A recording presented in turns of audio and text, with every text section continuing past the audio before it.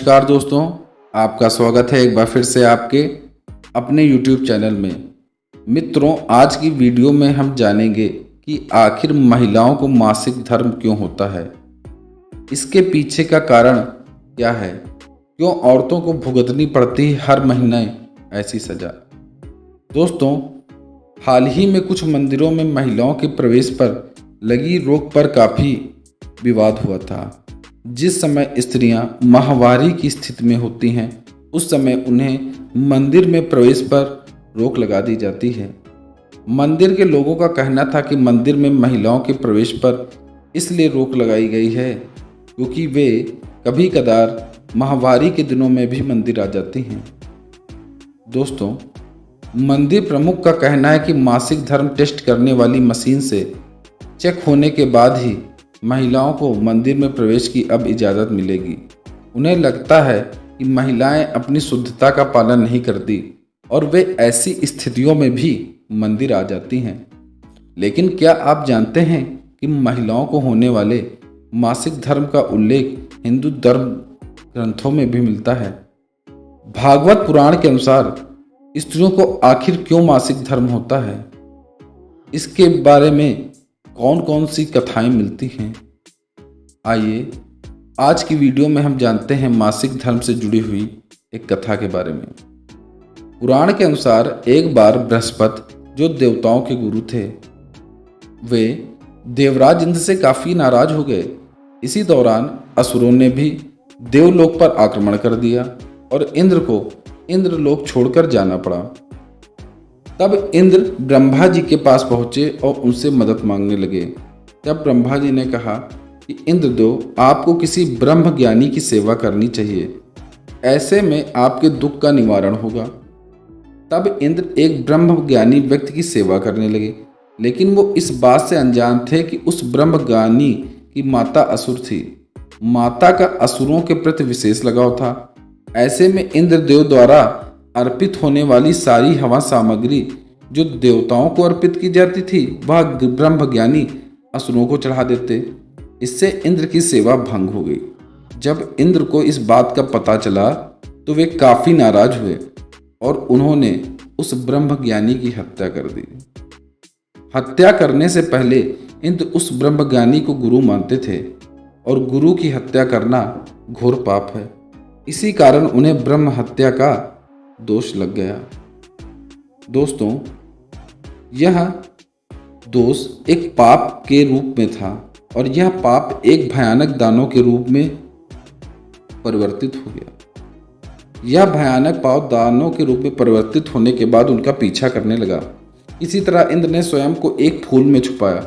कई वर्षों तक उसी में भगवान विष्णु की तपस्या करते रहे इंद्रदेव। भगवान विष्णु प्रसन्न हुए और इंद्र को ब्रह्म हत्या के दोष से उन्होंने बचा लिया। उन्होंने इस पाप की मुक्ति के लिए उन्हें एक सुझाव दिया। सुझाव के अनुसार इंद्र ने पेड़, जल, भूमि और स्त्री को अपना थोड़ा थोड़ा पाप देने के लिए कहा। भगवान विष्णु ने इंद्रदेव से कहा था कि अगर तुम अपने इस पाप को किसी को बांट दो तो यह तुम्हारा पाप नष्ट हो जाएगा। भगवान विष्णु के सुझाव के अनुसार इंद्र ने यह पाप पेड़, जल, भूमि और स्त्री को देने के लिए उन्हें मनाया। इंद्र की बात सुनकर सभी हैरान हो गए, लेकिन इंद्र ने पेड़, जल, भूमि और स्त्री को अपना पाप देते समय यह भी कहा कि अगर वह उनके पाप को ले लेंगे, इसके बदले में वह उन्हें एक वरदान भी देंगे। सबसे पहले पेड़ ने ब्रह्म हत्या के पाप का 1/4 हिस्सा लिया, जिसके बदले में इंद्र ने पेड़ को अपने आप जीवित रहने का वरदान दिया। पेड़ इसके बाद अपनी इच्छा अनुसार जीवित रह सकते हैं। उसके बाद इंद्र ने अपने 1/4 हिस्से के पाप को जल को दिया और कहा कि आज से तुम में इतनी शक्ति होगी, तुम किसी भी चीज को पवित्र कर सकते हो। दोस्तों, तीसरा हिस्सा भूमि को इंद्रदेव ने दे दिया और कहा कि आज के बाद तुम पर होने वाली किसी भी चोट का प्रभाव तुम पर नहीं पड़ेगा। हम धरती पर कितनी भी विस्फोट या कैसी भी क्षति पहुंचाने का प्रयास करें, लेकिन भूमि पर इसका कोई प्रभाव नहीं पड़ेगा। यह इंद्रदेव के वरदान के ही कारण है। आखिर में इन्होंने अपना पाप स्त्रियों को दिया। स्त्रियों ने ब्रह्म हत्या का दोष अपने ऊपर ले लिया। इसके बदले में उन्हें हर महीने मासिक धर्म झेलना पड़ता है। जी हाँ, इंद्र द्वारा दिए गए श्राप की वजह से ही औरतों को हर महीने मासिक धर्म की पीड़ा से गुजरना पड़ता है। लेकिन अपने कहे के अनुसार इंद्र को स्त्रियों को एक एक वरदान भी देना पड़ा। उन्होंने स्त्रियों से कहा कि मैं तुम्हें एक वरदान देता हूँ कि यह मासिक धर्म तुम्हारे लिए वरदान के रूप में काम करेगा। इसी मासिक धर्म की वजह से तुम्हें संतान की प्राप्त होगी और तुम पुरुषों की अपेक्षा काम का ज़्यादा आनंद उठा सकोगी। पौराणिक मत के अनुसार स्त्रियां ब्रह्म हत्या यानी अपने गुरु की हत्या का पाप सदियों से उठाती आ रही हैं, इसलिए उन्हें मंदिरों में अपने गुरुओं के पास जाने की इजाज़त नहीं है। मान्यता है कि तभी से स्त्रियों को मासिक धर्म का होना शुरू हुआ है।